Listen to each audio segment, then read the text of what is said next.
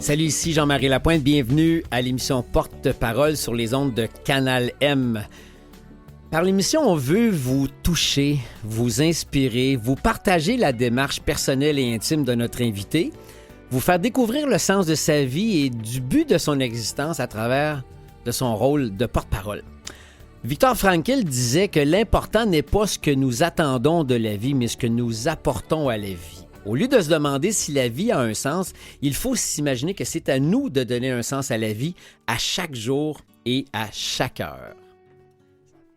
C'est beau, hein? Ah, c'est beau, puis c'est tellement vrai. Viktor Frankl, qui a survécu au camp de concentration à la Deuxième Guerre, écoute, s'il est capable, après avoir perdu la quasi-totalité de sa famille dans les camps de concentration, il dit, Carl, c'est vrai que la vie a peut-être pas de sens, mais c'est à toi de donner un sens à tes épreuves, à ta vie, à tous les jours. Puis Dieu sait, Chantal Lacroix, bonjour. Combien t'en as eu d'épreuves, toi aussi? J'en ai eu, mais même encore, j'ai jamais le sentiment que c'est des épreuves qui me jettent à terre. Tu sais, je trouve qu'au travers toutes ces épreuves-là, si les gens peuvent les appeler ainsi, j'essaie toujours quand même de voir ce qu'il y a de positif.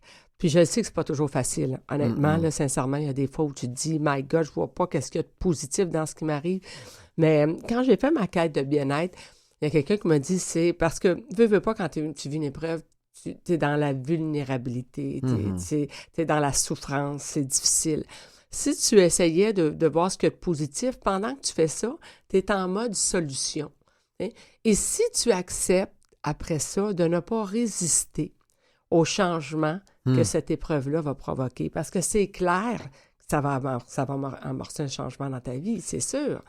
Si tu choisis de ne pas résister à ça, ben à chaque fois, ça m'a amené ailleurs dans des nouvelles opportunités. Sauf que toi et moi, on a quelque chose en commun. On a fait beaucoup d'accompagnement dans le cadre du travail, dans le bénévolat, de personnes qui en vivaient des pas pires d'épreuves, tu sais. Et c'est sûr que j'ai développé le réflexe, probablement comme toi, de trouver le cadeau mal emballé dans l'épreuve. Mais quand tu as devant toi une maman qui vient de perdre son enfant, mode solution, hein, t'es tellement étranglé dans l'émotion, c'est difficile de trouver le sens, hein, à ce moment-là. Là. Pourquoi ça t'arrive à toi? Pourquoi un enfant? En plus de ça, parce qu'il y a un non-sens qu'un enfant parte avant son parent. Sais-tu quoi? Puis, il n'y a pas de mots. Puis, toi et moi, ni un ni l'autre, on sait ce qui se passe après, puis qu'on est capable d'expliquer pourquoi. Il faut essayer, pendant ce temps-là, de trouver une raison, trouver un sens. Tu sais, moi, à quoi je me suis souvent accrochée, ce que j'ai constaté, puis toi aussi, tu l'as constaté, tous les enfants qui partent trop tôt, c'est tout le temps des vieilles âmes. Tout le temps. Fait que, à chaque fois, je me dis, c'est le temps qui devait lui rester. Tu sais, il faut que tu puisses t'accrocher à quelque chose. Moi, j'ai envie de croire qu'il y a une vie après la mort, qu'il y a quelque chose qui vient après. Parce que c'est un non-sens de pourquoi un enfant part avant.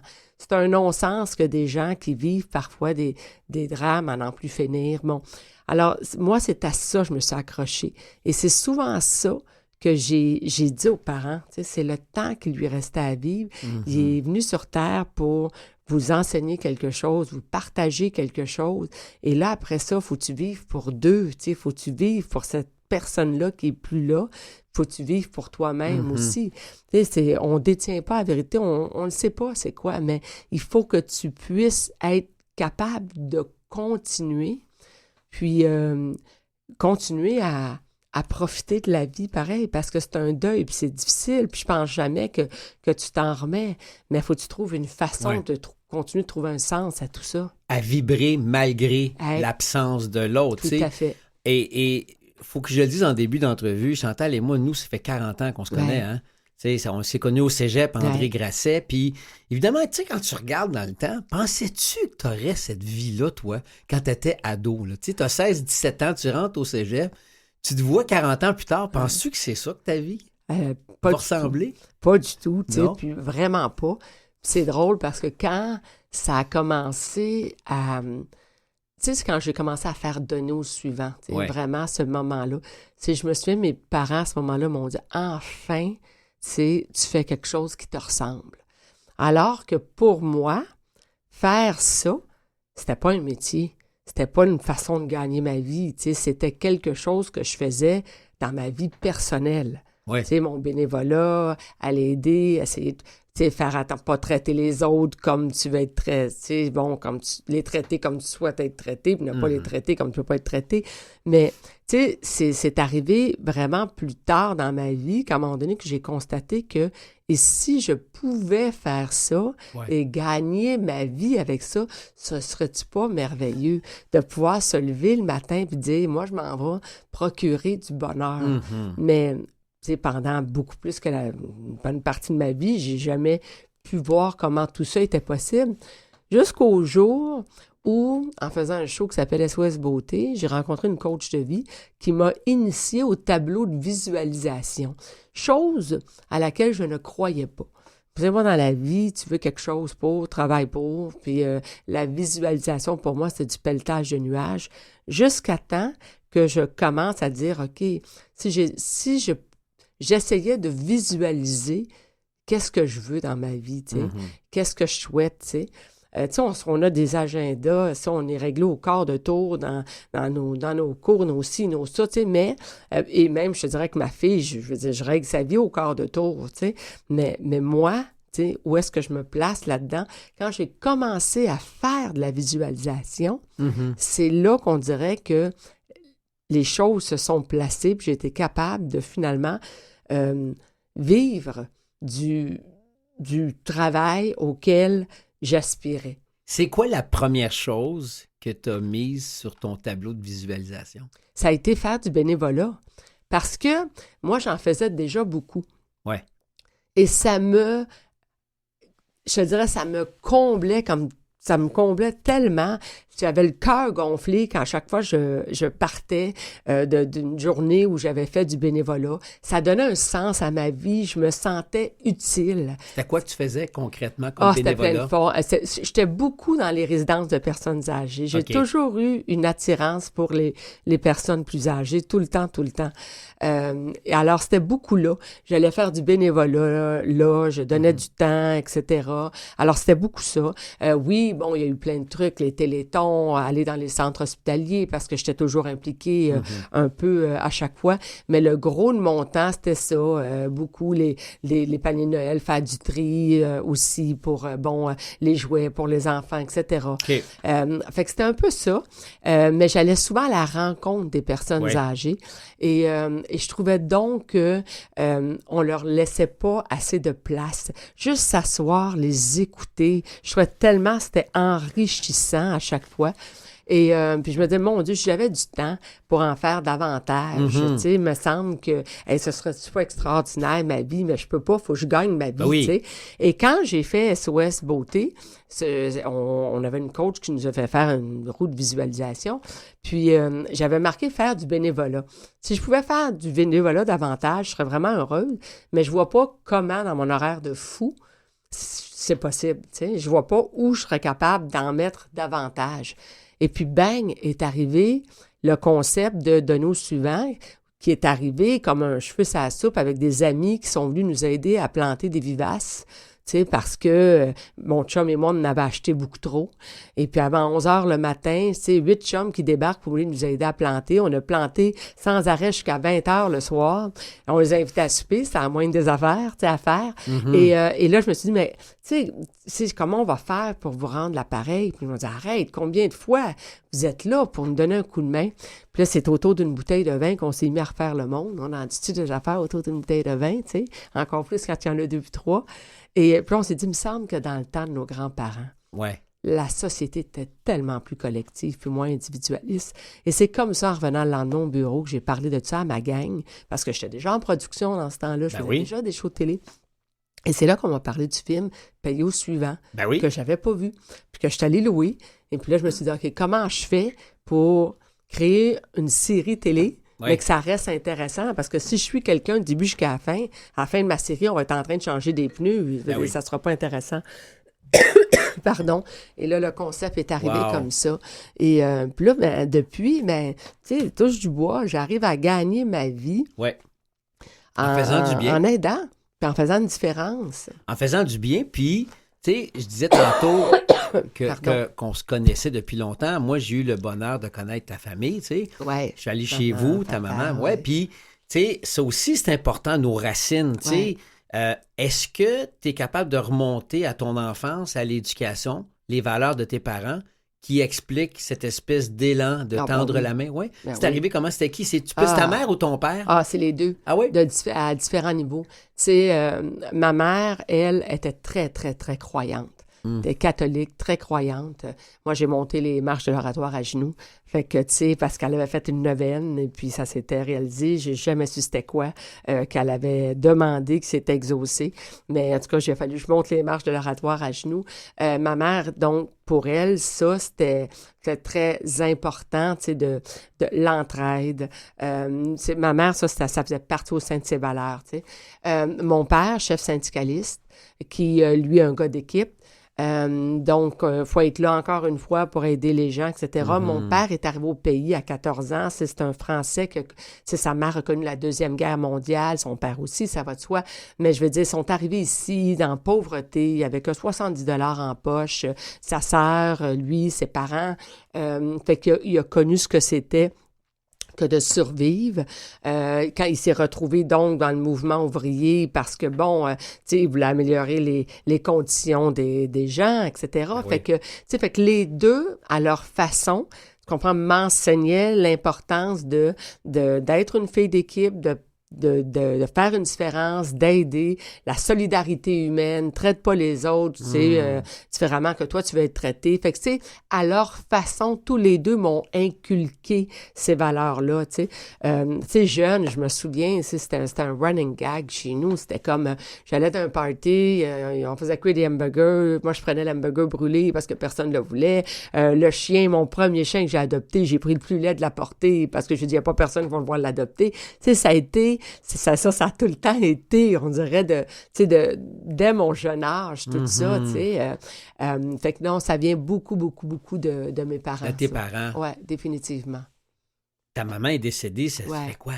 10-11 ans? Ah oui. 2012? 2013. 2013, ta maman, ça fait 10 ans, tu sais. On parlait tantôt des pertes puis du deuil. Comment tu vis le deuil d'une maman qui a été aussi importante et aussi riche dans ton cœur? Hey, my God, ça fait longtemps que je vais parler. Ça fait monter des émotions. Tu sais, ma mère, c'était ma meilleure amie. C'est ma meilleure amie, puis c'est celle qui était capable de tout me dire et qui savait à quel moment me le dire. Tu sais, dans le milieu dans lequel on est, des fois, il y a des moments où on se fait rentrer dedans, c'est difficile, puis c'est pas à ce moment-là qu'il faut que tu dises, ben oui, ça n'a pas de sens, que c'est que t'as fait, tu sais. Fait qu'elle attendait, je sois plus forte, me dire, tu sais, t'aurais peut-être pas dû le faire comme ça, tu sais. C'était celle aussi qui me poussait beaucoup parce que je suis très timide. Je suis très timide. Les gens ne voient pas ce côté-là, mais je le suis. Fait que ma mère avait du chien tout le tour, puis elle avait du front tout le tour de la tête, tu sais. Fait qu'elle, elle me poussait beaucoup, beaucoup vraiment à m'accomplir, de ne pas avoir peur d'aller au bout de mes rêves, puis de me dire, t'es bonne, t'es capable, puis bon, tu sais.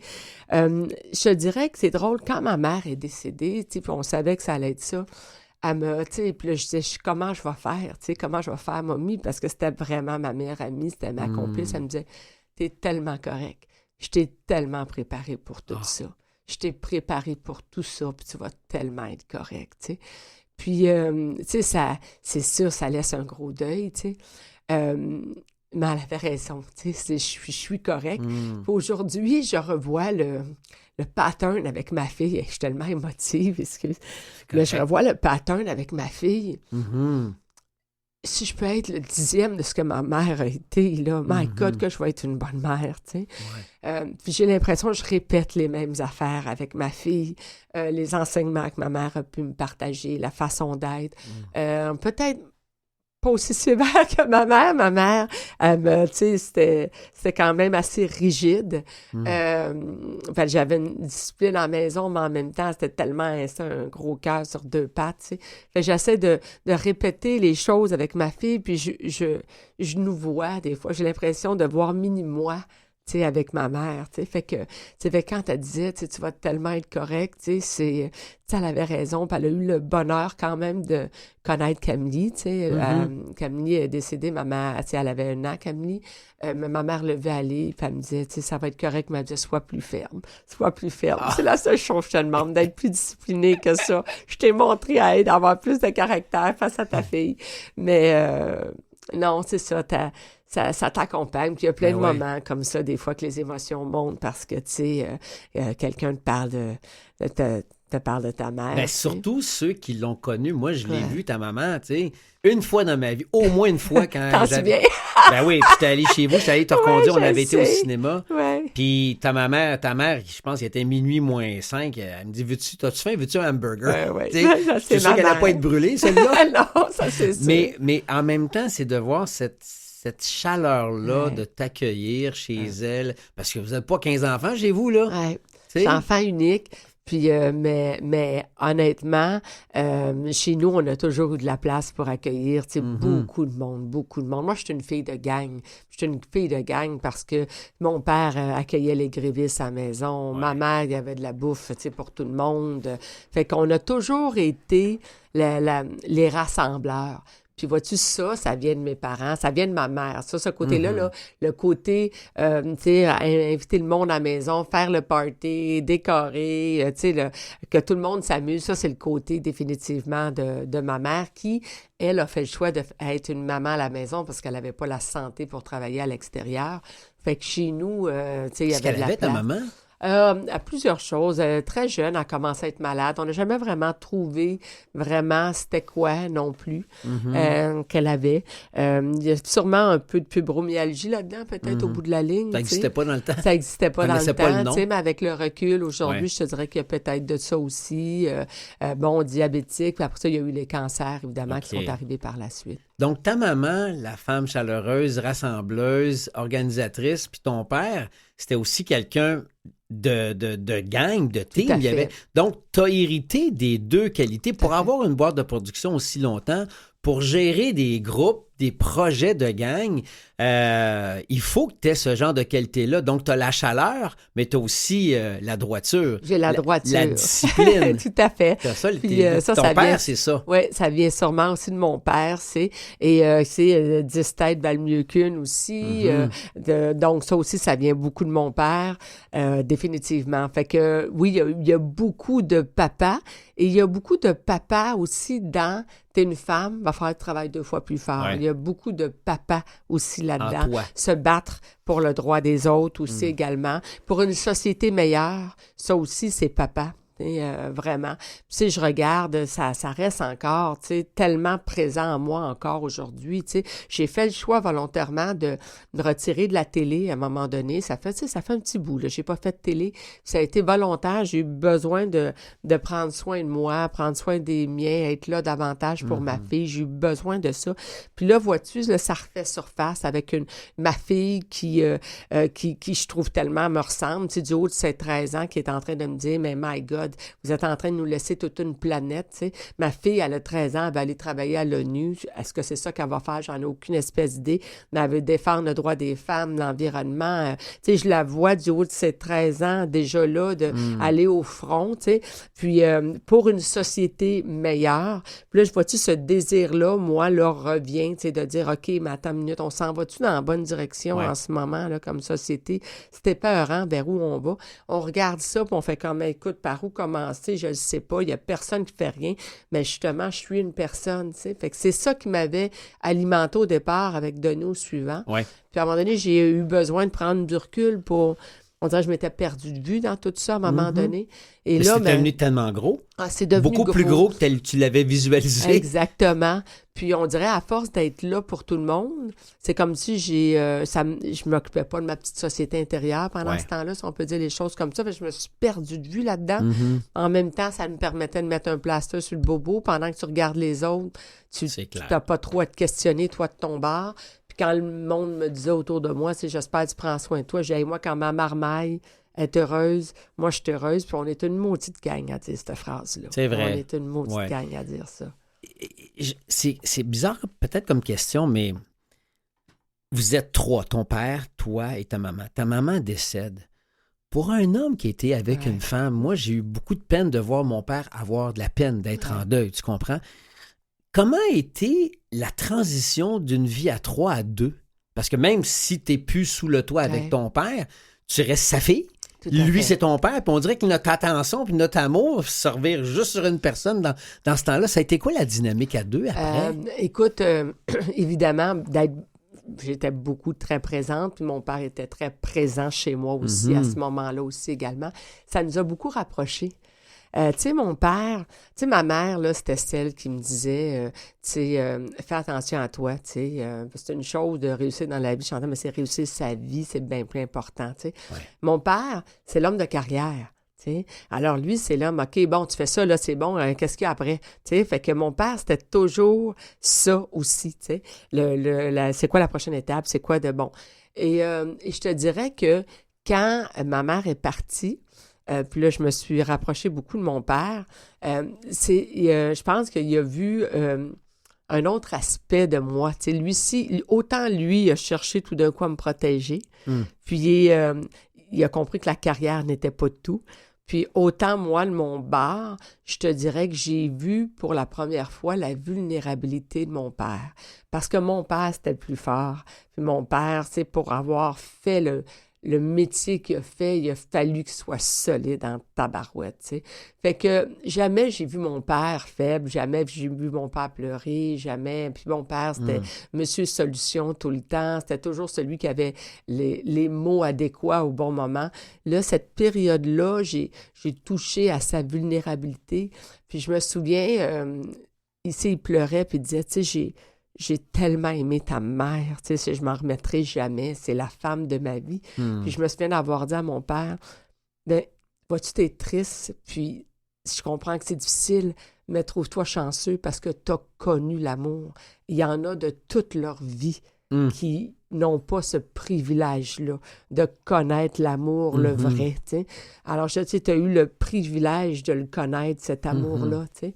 Alors, fait que ça a été, je te dirais, une période quand même pas facile, tu sais, et puis ça reste quand même, tu sais, même si mon papa, il a une blonde puis elle est magnifique, rose, il reste pareil que, tu sais, je sais il y a des périodes de l'année difficiles encore, il y a des moments qu'on se met à parler de ma mère où ça vient l'ébranler, tu sais, comme on disait, tu sais, un deuil, c'est pas facile, t'apprends à vivre sans, mais ça veut pas dire que t'oublies pas, t'oublies jamais, tu sais. T'apprends juste à vivre sans. Surtout quand t'as aimé une personne pendant 10, 20, 30, 50 ans de ta vie, c'est beaucoup de place dans ton cœur pour une personne, et quand cette personne-là décède, c'est un gros trou, hein? Ça fait mal, tu sais. Alors, ça peut prendre du temps avant de vivre avec un certain confort, avec l'absence, tu sais. Puis moi, j'ai l'impression que toi puis moi, on va puiser beaucoup de courage et de résilience dans les exemples qu'on côtoie, dans le bénévolat, dans les émissions, les entrevues que tu fais. Il y a beaucoup de gens qui doivent t'inspirer pour te donner du gaz, tu sais, pour les épreuves que tu vis. Puis tu sais, t'as passé au feu il y a une couple d'années. Ça en est une pas pire épreuve parce que, allô, les souvenirs, c'est parti, là. Tout à fait, mais les plus grands sont dans le cœur, sont dans la tête. Ça fait cliché, hein, mais... écoute, je me souviens, tu sais, quand on est passé au feu, là, Camille et moi, on pleurait, là, puis on regardait la maison brûler, puis je me suis ressaisie assez vite. Tu sais, je me souviens, je suis face à la maison qui pleure, qui flambe, là, puis Camille pleure, puis là, je me tourne à un moment donné, puis j'ai à Cam, OK, non, ça va faire. T'sais, qu'est-ce qu'il y a de positif dans ce qui nous arrive, tu sais? Puis là, on s'est regardé, puis là, les deux ont fait comme, on est en vie, tu sais, on est en vie, tu sais, c'est la première étape, tu sais. Très vite, les deux, puis je regarde Camille, là, puis, tu sais, j'ai une photo d'elle qui a été prise 1 an, jour pour jour, dans l'appartement qu'on avait loué. C'est 1 an, jour pour jour, après l'incendie. Cette photo-là, pour moi, est tellement symbolique parce que je vois tout le bien-être qui se dégage du visage de ma fille. Puis ça me confirme que toute épreuve, aussi difficile soit-elle, n'est pas destinée à nous briser, mais à nous rendre plus forts. Tu sais. Mais tout ça part de l'attitude qu'on choisit d'avoir, Jean-Marie. C'est un choix. L'attitude qu'on choisit d'avoir. Être heureux, c'est un choix. Puis ça s'entretient, puis ça, j'aime pas le dire le mot travail, mais oui, ça se travaille, tu sais. C'est un choix. Puis tu sais, quand tu dis, toi, tu as rencontré, tu sais, plein de monde. Moi aussi, j'ai côtoyé plein de gens en fin de vie. Tu sais, je pense entre autres à une Joliane, ce qui était mon premier épisode dont on est face on recommence, ben c'est Joliane Fortier, qui disait « Je ne changerais rien à ma vie, même si la fin, c'est pas celle que j'aurais choisie, là, je ne changerais rien à ma vie. » Mais elle, jusqu'à la dernière seconde, Tu comprends-tu? Elle était dans le sourire, elle disait... Elle était belle. Elle était belle, puis elle avait le cœur gros, puis elle accueillait les gens, puis elle disait, mon Dieu, si j'étais décédée à 90 ans, je suis même pas sûre que j'aurais autant de monde, j'aurais eu autant d'amour. Tu comprends-tu? Elle voyait ça d'une autre façon. Puis à chaque fois, je me disais, je sais pas quand, comment je vais partir, mais j'espère avoir cette résilience-là, j'espère. Puis je pense sincèrement que dans la vie, on a le choix, même quand on pense qu'on l'a pas, on a le choix de l'attitude qu'on choisit d'avoir face à ce qu'on vit. Avoir dans le cœur cette paix. Ouais. C'est une paix intérieure que tu meurs à 18 ou à 107 ans. Si tu as la paix en toi, tu es en paix avec ta vie, puis tu es en paix avec le moment du mourir. J'ose croire. Tout à fait. Puis pour être en paix avec soi-même, ça veut dire régler des choses au fur et à mesure. Voyager léger. Oui, c'est en plein c'est ça. Hein? C'est pas transporter une haine, c'est pas... Aussi, il y a quelque chose avec quelqu'un que tu as décidé de mettre fin, mais tu choisis de mettre fin à cette relation-là, mais c'est correct, tu choisis de mettre fin, mais je dis toujours la même chose, que ferait l'amour, tu sais, je choisis de mettre fin à une relation parce que cette relation-là ne me nourrit plus, ou cette relation-là me rend triste, ou cette relation-là m'affecte et ne contribue plus à mon bonheur. Ça m'est arrivé, là, ça m'arrive. Ah oui? Bon, mais où j'arrive à continuer, c'est que je ne souhaite pas rien de méchant à cette personne-là. Je lui souhaite de l'amour, tu comprends-tu? Du bonheur. Bon, alors, à partir du moment où je suis en paix avec ça, cette relation-là, ça vient, je veux dire, honnêtement, ça laisse de la place. Ça dégage. Ça dégage. Hey, ça, là, ça vient-tu de toi ou de Rémi Tremblay ou de Nicole Bordelot? Parce que je le cite souvent, moi, Nicole. Que ferait l'amour? C'est-tu toi qui as parti ça? Non, c'est pas moi. Moi, c'est Christine Michaud qui me l'a répété. Ça fait partie de la même secte, hein? C'est toute la même secte. C'est la même gang, la même gang. Et que ferait l'amour? Quand tu es devant une situation et tu sais pas quelle donner, quelle réponse ou quel sens donner à ça. Et que ferait l'amour? Que ferait l'amour? Puis il y en a plein qui comprennent pas cette tabarouette de phrase-là, mais que ferait l'amour? Tu sais, t'es dans une situation, il y a quelqu'un qui t'es choqué après quelqu'un, t'es dans une situation, dans un contexte que, mon Dieu, que ferait l'amour? Ouais. Ben, l'amour, tu sais, elle serait pas vengeance. Non. Tu sais, l'amour serait pas amer, l'amour, tu comprends-tu? Bonté. C'est justement, ça veut pas dire, tu comprends-tu, d'en donner davantage, ça veut pas dire ça, mais c'est juste dans ton attitude face à l'autre personne. Et ça veut pas dire rester dans la relation toxique. Non, évidemment. Ça veut pas dire ça. Ça, c'est important. Ça veut pas dire rester là, puis endurer, puis encaisser. Ben non, tu sais, parce que ferait l'amour, pas juste face à l'autre, face à toi-même aussi. Que ferait l'amour face à toi-même, d'abord et avant tout?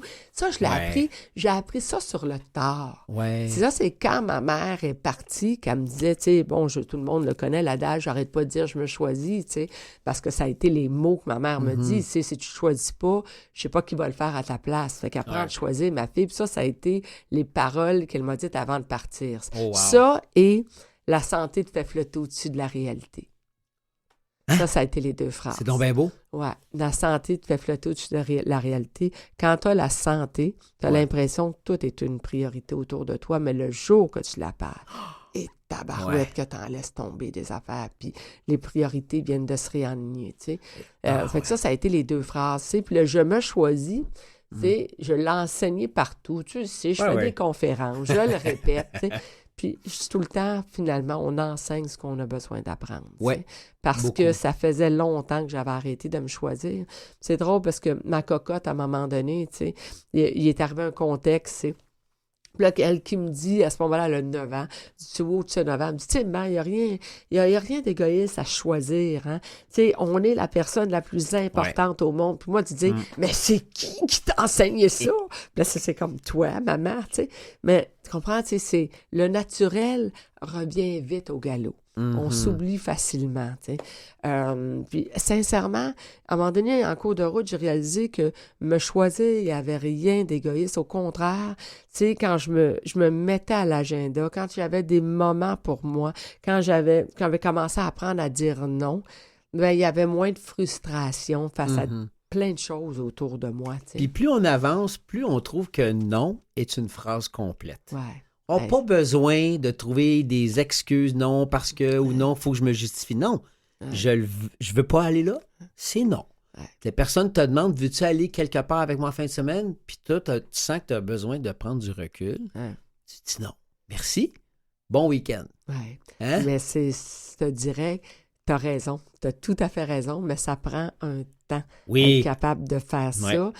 Surtout quand tu es d'une nature à être généreuse. À être généreuse. Bon, apprendre à dire non. Ouais. Tu sais, je me souviens, dans ma quête de bien-être, ça avait été un exercice que mon psychologue m'avait fait faire.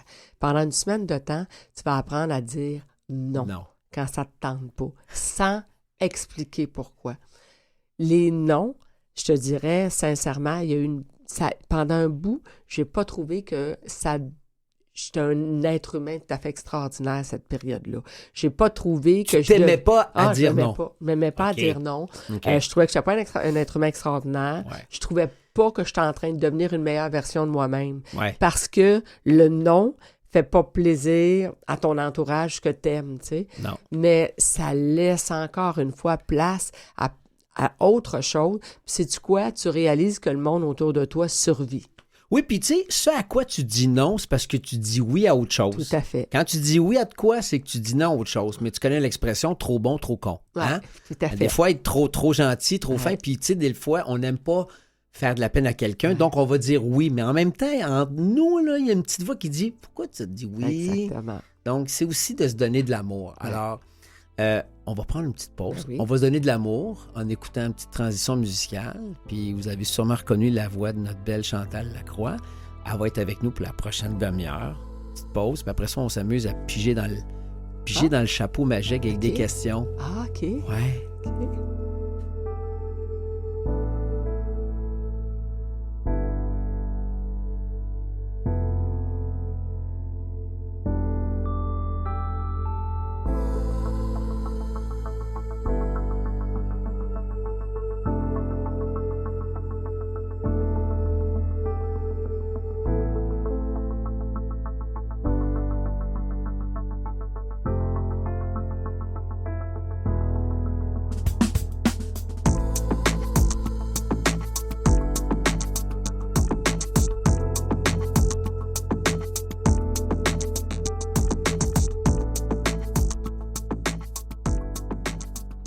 Ici Jean-Marie Lapointe, vous écoutez l'émission Porte-Parole. Mon invité aujourd'hui, Chantal Lacroix. Chantal, tu sais, tu as fait des tonnes d'entrevues. Souvent, l'entrevue, elle se déroule devant toi. Ton plan de match, tu le mets de côté, hein? Ouais. Moi, j'avais un plan de match pour toi. Je m'excuse. Tu n'as pas à t'excuser. Je m'excuse. Parce que tes réponses étaient plus intéressantes que les questions que j'avais préparées. Je vais essayer de les faire plus courtes. Non, c'est pas ça. Mais, tu sais, l'émission Porte-Parole, c'est pour donner l'occasion à nos invités d'exprimer pourquoi ils sont porte-parole. Mm-hmm. De quoi ces gens-là sont porte-parole. Donc, évidemment, tu es impliqué au niveau de la prévention des incendies, puis des petits trésors. T'en as fait des affaires, toi. Oui, je te dirais, là, vraiment, la cause que j'endosse, c'est celle de la Fondation des petits trésors, vraiment, pour l'instant, qui est pour la santé mentale des enfants. Puis là, ça va être ma 6e campagne de levée de fonds, où est-ce que les gens peuvent aller acheter des doudous dans les pharmacies Jean Coutu. C'est ça que j'en ai apporté une doudou. Et là, on a marqué « moment de douceur » parce que, my God, que je trouve que c'est ce qu'on a besoin en ce moment, des moments de douceur avec tout le contexte actuel qu'on vit.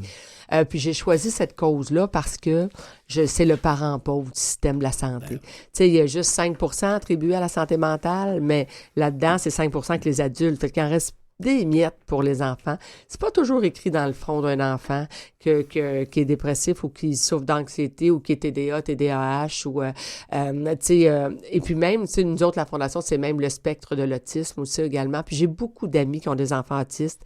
Puis je vois comment des fois ça les isole, tu sais, comment c'est pas facile. Alors c'est pour ça que j'ai choisi d'endosser cette cause-là. Puis j'ai l'impression qu'à chaque année, on dit que les besoins sont criants, mais on dirait que cette année, c'est pire que jamais. Ça crie fort, les besoins. Ça crie fort, tu sais. C'est 2 enfants sur 5 qui vont avoir un enjeu de santé mentale. C'est 10% des enfants de 10 ans et moins qui ont déjà pensé au suicide, mais pas juste j'y pense. Genre, je consulte parce que je suis rendue là, tu sais. Fait que, alors, on a besoin, tu sais, oui, la recherche, mais soutenir les parents qui sont démunis, qui savent plus à un moment donné comment s'y prendre pour soutenir l'enfant, surtout quand la liste d'attente pour rencontrer un psychologue ou un psychothérapeute, c'est 6 mois, c'est 8 mois, tu sais. Mais c'est arrivé à toi comment, ça?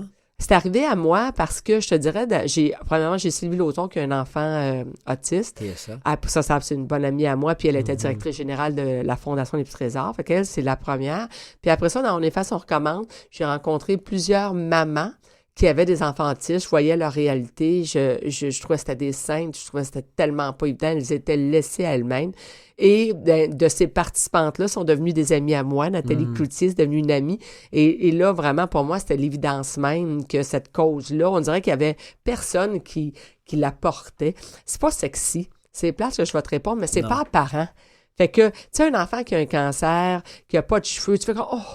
Tu sais, puis là, je suis pas, tu comprends-moi, je suis pas en ce moment là en train de dire qu'il n'y a pas une cause qui est mieux que l'autre. Tu sais, elles sont toutes valables, mais c'est pas visuel. Tu sais, l'enfant malade, tu le vois, il n'y a pas de cheveux, il combat, c'est la leucémie, etc. Ça paraît pas. Tu sais, les enfants autistes, tu les vois à des endroits, souvent sont gourmands, ils se mettent la main dans le plat, les gens vont juste dire, mon Dieu, qu'il est mal élevé ton enfant, puis tu sais, alors qu'il est autiste, tu sais. Ben oui. Alors, c'est comme la cause qu'on dirait que personne défendait. C'est pas une cause sympathique, puis c'est pour ça que c'est drôle, c'est le t-shirt que je porte aujourd'hui, la Fondation Ben oui, tout à Héros fait. et Louis, tu sais. Alors, c'est une cause qui tombe d'un crack du système, l'autisme. Tout à fait. L'autisme, puis tu sais, un enfant, quand il est dans une structure, dans des écoles spécialisées, jusqu'à l'âge de 21 ans, il est pris en charge, mais les adultes autistes, TSA, on va te dire, sont seuls au monde. Hein? Tout à fait. C'est pour ça que si Bravo. on peut investir dans nos jeunes, ben on en fait des adultes plus outillés. Et la Fondation des Petits Trésors, ben elle, c'est pour les enfants et adolescents, mais partout à travers le Québec. Fait que quand vous allez chez Jean Coutu acheter un jeté de 20 $, ben c'est tous les enfants du Québec qui en profitent. Bravo. Fait que c'est la cause, pas bravo, mais c'est la cause que j'ai choisi d'endosser. Tu sais, à un moment donné, on se fait solliciter. T'as choisi. Oui. J'aime beaucoup le mariage des deux. Tu l'as Tout choisi, à fait. mais elle est venue te chercher oui, aussi. Oui, tout à fait, tout à fait. t'a séduit. Oui, tout à fait. De toute façon, des causes, je pense que t'es pas à veille d'arrêter d'en endosser puis d'arrêter de faire du bénévolat. De toute façon, le plus beau bénévolat, c'est avec ta fille Camille. Tu sais, d'être maman, c'est du bénévolat. On s'entend. On n'est pas payé pour être papa ou maman. Mais, tu sais, je trouvais ça important de te recevoir à cette émission-là. Puis, mon Dieu, que c'était pas évident avec nos agendas parce qu'on est tous les deux assez occupés. Puis, tu sais, quand je regarde ma relation avec toi, on a fait des émissions de télé. Tu as été à TQS, tu as été à Canal Vie, tu as été à beaucoup de postes, tu sais. Puis, je t'ai toujours suivi. Tu sais, t'avais ton talk show, tu avais plein d'affaires, tu sais. Puis, je me rappelle... J'ai dit, c'est donc le fun de voir nos carrières évoluer en parallèle, puis finir toujours par, on se recroise, on s'invite.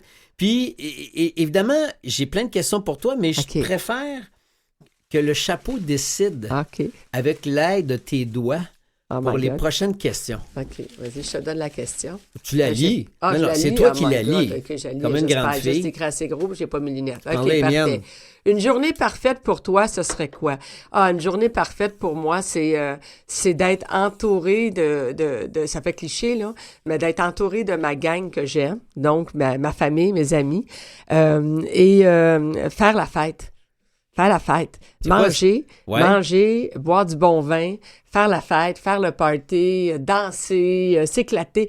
Moi, j'aime stimuler tous les sens, tu sais. Tellement, là, évidemment, il y en a qui te regardent. Oui. Mais ceux qui nous écoutent, c'est que tu fermes les yeux quand tu me réponds. Là, tu fermes les yeux, là, petit, je te vois imaginer la scène. Là, hein? Moi, j'aime que tous les sens soient stimulés. Tu comprends? Fait que, tu sais, je voudrais être dans un endroit, tu sais, ben, tant qu'à faire, tu me dis la journée parfaite, écoute, puis je veux les palmiers, je veux la mer devant moi, là, tant qu'à faire, tant qu'à rêver grand, là, tu sais.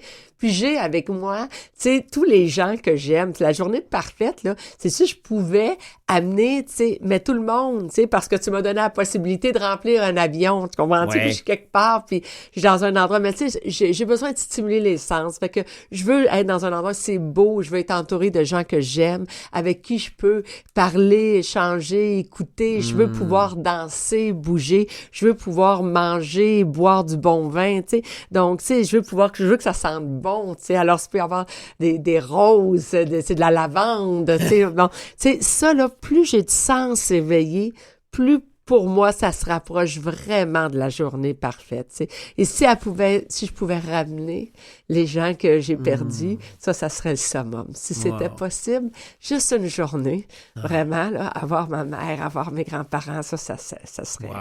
Ça serait plus que parfait. Écoute, c'est tellement émouvant et touchant de t'entendre. Puis, j'ai goûté un peu avec toi à cette journée parfaite quand, comme conférencier, tu m'as amené à Cuba. Oui. Avec, tu sais, on était toute une gang. Robert, on était, mon Dieu, c'était qui les autres conférenciers? Robin qui nous faisait faire des entraînements, puis la méditation. Mais non, mais tu sais, ce que tu fais là, quand tu nolises un avion, parce que tu amènes les gens à faire une quête de sens, prendre soin d'eux, se remettre à bien manger, à bouger, à travailler leur intérieur. Mais il y a le party, il y a de la bonne bouffe, il y a de la musique. Donc, il y a un peu de ça dans la journée parfaite. Tu trouves pas dans ta semaine, il y a un peu de cette essence-là? Ben, c'est ce que j'essaie de faire. Tu sais, ça, cette année, vois-tu, j'arrive justement, c'était mon 14e camp SOS Santé Beauté. Puis on était 300. Et j'aime inviter, vois-tu, des artistes, des conférenciers et j'essaie tout le temps d'amener du monde nouveau parce que moi aussi, je veux que ça continue de contribuer à mon bien-être, à mon bonheur. Je veux apprendre. J'aime l'humain. J'aime profondément pour vrai l'humain, tu sais. Fait que, tu sais, dans des voyages comme ça, mais j'avais Hugo Dubé, que je connaissais pas, un acteur, et était avec sa femme magnifique, vraiment. Et conférencier aussi. Et conférencier qui était là aussi. Tu sais, j'ai Martin Bilodeau, avec qui j'arrive d'aller faire une quête de bien-être au Mexique, qui est tellement hallucinant. Beau monsieur. Ah, vraiment. Puis tu sais, cet homme-là, je le veux davantage dans ma vie. Mais oui, c'est ça, en fait, tu sais, c'est d'avoir la possibilité de se créer des journées parfaites. Tu sais, tu disais tantôt, mais qu'est-ce que je fais de la vie? Tu sais, qu'est-ce que je fais? Puis, tu sais, souvent, les gens vont nous écouter puis vont dire, ben oui, c'est facile à dire. Eux autres, on dirait que tout leur tombe du ciel. Non, tout ne tombe pas du ciel, mais tellement pas, tu sais. Mais j'essaie de faire en sorte avec ce que j'ai, d'apprécier d'abord ce que j'ai dans un premier temps, c'est parce que c'est vraiment ça, apprécier ce que j'ai, puis faire avec ce que j'ai. Puis quand tu t'arrêtes pour juste regarder ce que tu as, je veux dire, et tu regardes, puis je sais pas, en regardant les autres, tu te consoles, mais regarde ailleurs, dans d'autres pays, comment privilégiés on est, tu sais. Je viens d'avoir un flash. T'es la Nadia Comaneci du bonheur. Oh my God! Je vais te dire pourquoi. Nadia, elle a eu des notes parfaites. Hein? Elle a eu des 10 aux Jeux olympiques de 76. C'est la première fois qu'on donnait une note parfaite. Mais il y a du travail en tabarnouche. Donc, toi, ton bonheur, il y a du travail, il y a des pertes, il y a des deuils, mais il y a une joie profonde qui émane de toi, qu'on est capable de retrouver dans ton œuvre. Puis je suis capable de revoir la Chantal Lacroix du Cégep André Grasset à 17 ans sur une scène. Tu as cette essence-là, mais il y a du travail. Donc, le bonheur, ça se savoure, mais ça se prépare aussi. Ça se prépare, puis c'est au quotidien. C'est pas parce que là, t'es heureuse, que tu peux dire, hey, là, j'ai la recette, là, puis ça va être de même jusqu'à la fin de mes jours. Ben non, il y a des épreuves qui vont te ramasser. Tu vas vivre des émotions qui vont te faire mal, qui vont te faire souffrir. Fait que t'as jamais la recette concrètement. C'est dans ce sens-là que je dis ça s'alimente, c'est au quotidien.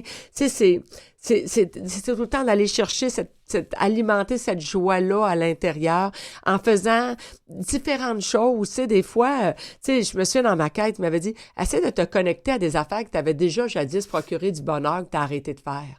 Tu sais, des fois, c'est des choses anodines que j'avais. Écoute, moi, c'était plein de trucs. Tu sais, moi, je me souviens, là, tu vas me dire, ça allait pas si anodine, mais recommencer à faire du ski alpin. J'avais fait du ski alpin à l'âge de 16 ans, moi. Puis à un moment donné, le chum que j'avais, il m'a laissé tomber. Fait que j'ai plus refait de ski alpin parce que personne autour de moi en faisait. Fait que j'ai recommencé seulement qu'à l'âge de 54 ans d'en faire. Mais j'étais pas bonne, ces pistes de ski, tu comprends, mais le bonheur que j'ai eu à en refaire sais-tu qu'est-ce que ça a fait? Ça m'a connecté dans le moment présent.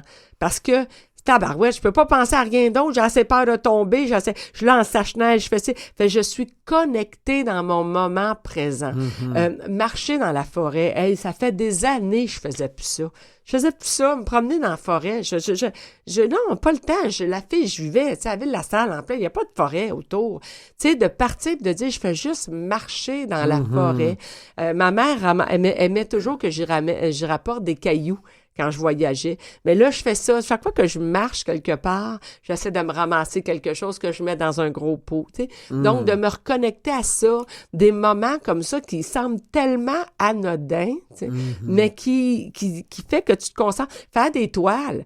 Tu sais, j'ai recommencé à faire ça avec Camille, peinturer, mettre une toile, let's go, on peinture. Ça sera pas beau parce que j'ai aucun talent, mais pendant que j'essaye de m'appliquer, il y a quelque chose qui s'évade. Je suis dans le moment présent, tu sais. Tu penses à rien d'autre. Pense à rien d'autre. Fait que c'est dans des le choses... flow. Oui, il appelle ça exactement. le flow de l'instant présent. Ouais, fait que c'est plein de petites choses comme ça, mais ça éveille de quoi. Puis tu sais, puis peinturer m'a reconnecté à ma mère qui, elle, tellement peinturait, puis tu sais, bon, elle était tellement talentueuse. Fait que c'est des choses comme ça, des fois. Bravo, des petits, ouais. Une autre phrase, des petits trucs simples. T'en Et as pogné deux, pogne les deux. Oui, pogne les deux. non, celle-là est là. Et bon, as-tu des regrets? Si oui, que sont-ils? En fait, je pense que le regret, parce que bon, il n'y a rien, tout ce que tu vis t'amène quelque part. Si j'en avais un, ce serait certainement de pas avoir appris plus de langues. C'est-à-dire que moi, je parle pas couramment, fluemment anglais.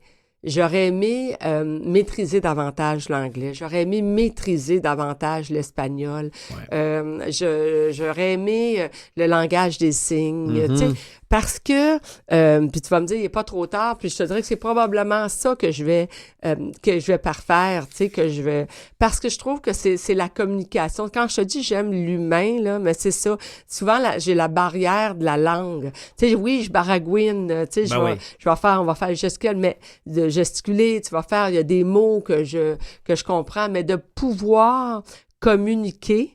Ouais, je te dirais, j'aurais aimé, tu sais, tu sais, ma fille, là, elle parle couramment anglais, puis je trouve que c'est le plus beau des cadeaux. Elle parle du français à l'anglais. Là, elle commence dans l'espagnol, elle a ce désir-là. Tu sais, mon Dieu, ça pouvait apprendre le mandarin aussi. C'est l'ouverture sur le monde. C'est la première fois que quelqu'un me parle la langue des signes. Moi, je marine dans le milieu des personnes handicapées. J'ai appris la langue, la LSQ, mais toi, pourquoi la langue des signes? Ben, le probablement parce que je suis sourde d'une oreille, tu comprends-tu? Puis de l'autre, j'entends pas tellement bien. Non, tu sais, mais parce qu'en fait, je dirais, je me souviens d'avoir fait un On efface, on recommence. T'es arrivé dans une famille où c'était vraiment la langue des signés, en fait. Bon.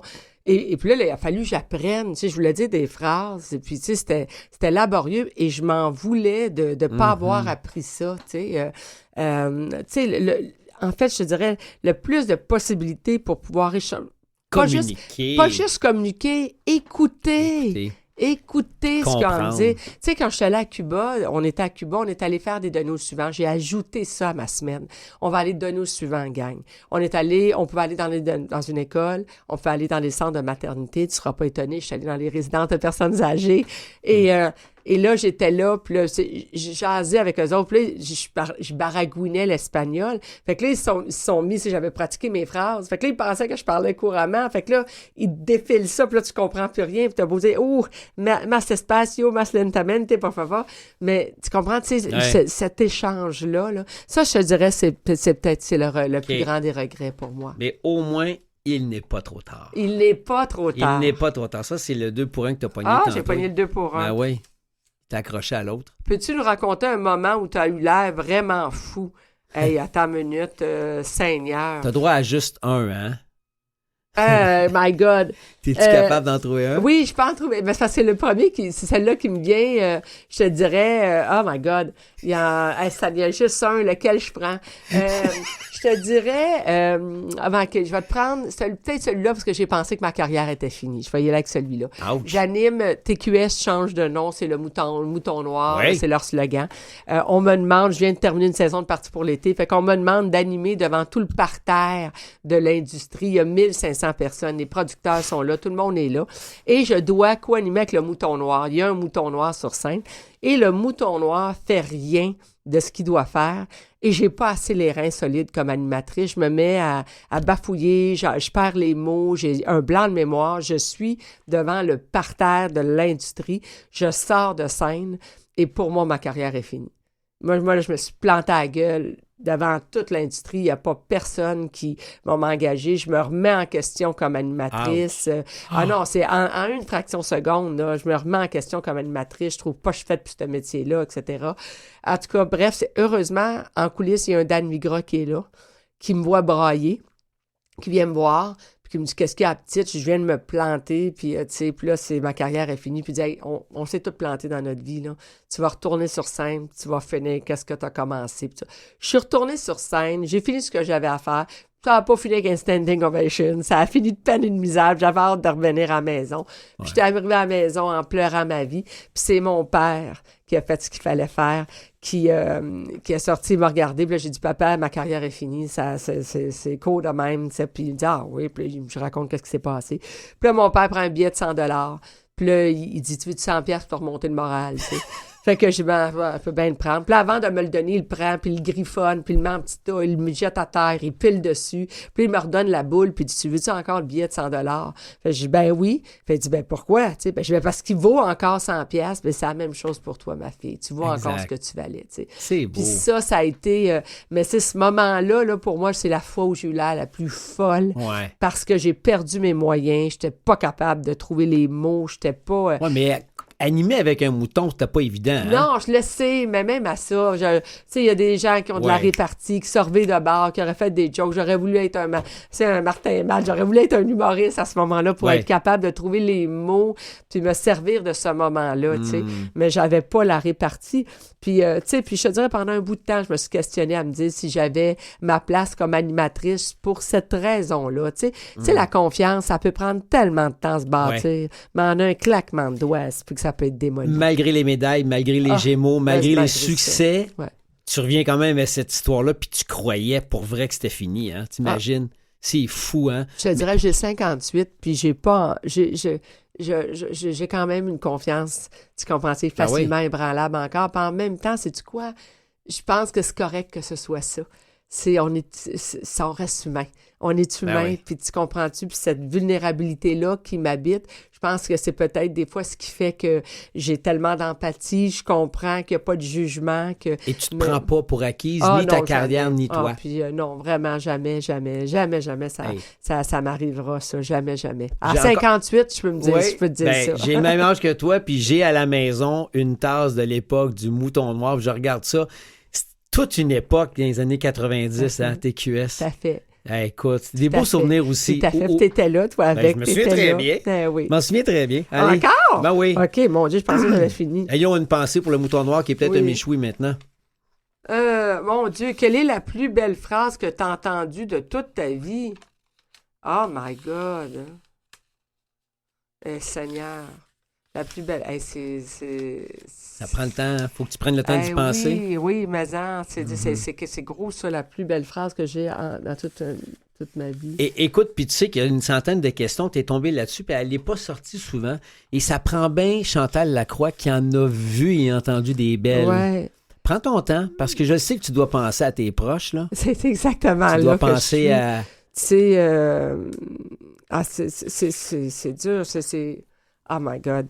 Puis j'ai entendu plein de belles phrases. Veux-tu mieux... C'était dur, celle-là. Honnêtement, Jean-Marie, j'arrive pas à la trouver. Non, mais moi, je crois à la stratégie de on va laisser mijoter à feu doux.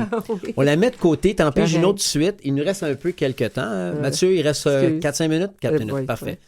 Pense à ça, là, laisse-la de côté, puis c'est quoi celle-ci? Quelle est la signification du mot amitié pour toi? Une amie, pour moi, mon Dieu, c'est une amie, pour moi, c'est une amie qui, tu sais, je suis toujours, moi, tu sais, notre amitié a l'allure d'un cercle, elle est inséparable, tu sais. Puis, tu sais, une amie, tu sais, je pense entre autres à ma chum Annie Brocoli, tu sais. Broco, je la vois pas souvent, mais, tu comprends-tu? Mais quand on se revoit, on reprend exactement où on s'est laissé. Alors, c'est être là dans les bons comme dans les mauvais moments, mais c'est en même temps comprendre sans qu'on ait besoin de parler. L'essence, si tu avais à regarder l'essence d'une amitié pure, c'est quoi? C'est quoi les ingrédients d'une amitié pure? Je te dirais certainement de ne pas bienveillance, être dans la bienveillance, ne pas être dans le jugement. Tu sais, que ferait l'amour, d'être dans l'amour constamment. C'est vraiment ça. Tu sais, puis c'est particulier ce que je vais dire, mais et comprends-moi, là, mon chum, il est hyper important dans ma vie, puis c'est l'homme avec qui je vais finir mes jours. Mais pour moi, l'amitié est plus précieux que l'amour. Parce que mes amis de l'âge de 5 ans sont encore dans ma vie. Mais le petit amoureux de l'âge de 5 ans, il n'est plus dans ma vie. Non. Tu comprends? Ma chum de mes 18 ans est encore dans ma vie, alors que l'homme que je fréquente à 18 ans ne l'est plus.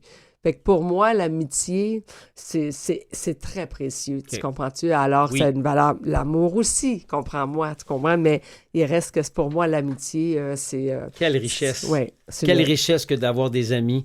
Alors, je vais revenir Oh je reviens à la my question. God. Alors, mais là, je vais te la poser. Absolument, c'est toi qui lis la question. Alors, ouais. pense à ta mère. Ouais. Pense à ta fille. Parce que des fois, c'est des phrases magiques qui viennent de nos enfants. Ouais. Alors, quelle est la plus belle phrase que tu as entendue? En fait, là, c'est celle que je pense que je répète à ma fille qui vient de ma mère. C'était « Je t'aime plus gros que le ciel ». Ouais, c'est celle-là. Ma mère m'a dit ça, puis je la répète souvent à ma fille, celle-là. C'est beau, hein? Donc, tu as réuni deux personnes. Ouais. C'est la même phrase pour les deux. Ouais. Je t'aime plus gros que le ciel. C'est beau. simple. J'aurais tellement voulu que ce soit quelque chose de plus élaboré, mais je t'aime plus gros que le ciel. Hey, pour moi, elle est parfaite. C'est énorme. Elle est parfaite. Hein? Elle est comme toi. Je sais pas. Dernière question. Oui. Pas besoin de chapeau. On dit que je braille. Ben ça veut dire que ta vulnérabilité Ouais. est à fleur de peau. Ouais. Puis ça, quand on est vrai et vulnérable, on n'a peur de personne et on est toujours adéquat. Non, mais j'accueille ces émotions-là qui me rentrent dans le cœur. Tu fais bien. Alors, Chantal Lacroix, Oui. c'est 3 petits points. Tu complètes ça comment, toi? Chantal Lacroix, c'est 3 petits points. Mon Dieu, Chantal Lacroix, c'est une femme qui meurt dans la vie. Tu sais, en fait, qui meurt dans la vie, tu sais. C'est une maman heureuse. C'est une fille complète. Et c'est une amoureuse. Vraiment, tu sais. Qui aime plus gros que le ciel. Et c'est une amie. Et c'est une amie privilégiée aussi. Vraiment. Ouais. Wow. C'est beau, hein? Ouais, c'est beau, certain. C'est parfait. Je sais pas, c'est peut-être pas... c'est comme ça. C'est comme ça que ça sort. Je te laisse respirer toutes ces belles émotions, toutes ces belles phrases et j'aime beaucoup le qui aime plus gros que le ciel. C'est beau, beau, beau, ça. C'est drôle infini. parce que c'est la chanson que quand ma grand-mère est décédée, ma mère à 99 ans et demi, Annie Brocoli est venue chanter une chanson.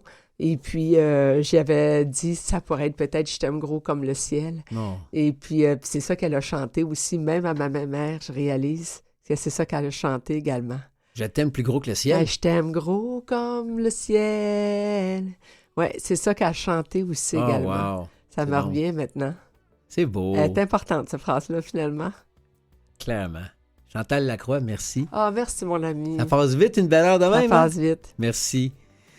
Alors, vous avez entendu la belle Chantal Lacroix à l'émission Porte-Parole. La musique et ça, c'est moi qui l'ai composé, c'est pas ça que je voulais dire, mais l'idée originale, c'est mon agente Marie-Philippe et moi. On a travaillé sur cette émission-là, puis c'est arrivé sur un coin de table, puis ça a donné Porte-Parole. Alors, j'aimerais remercier Marie-Philippe. Je remercie Philippe Lapointe, le directeur à la radio ici à Canal M, Jean-Sébastien Laliberté à la diffusion, le chef diffusion, Mathieu Tessier, mise en onde, à la recherche, coordination, Aya Jennifer Ando, Gerly Ormelet aux réseaux sociaux. Ici Jean-Marie Lapointe. Merci d'avoir été avec nous à l'émission Porte-Parole, puis je vous souhaite une belle journée. Je vous dis à bientôt.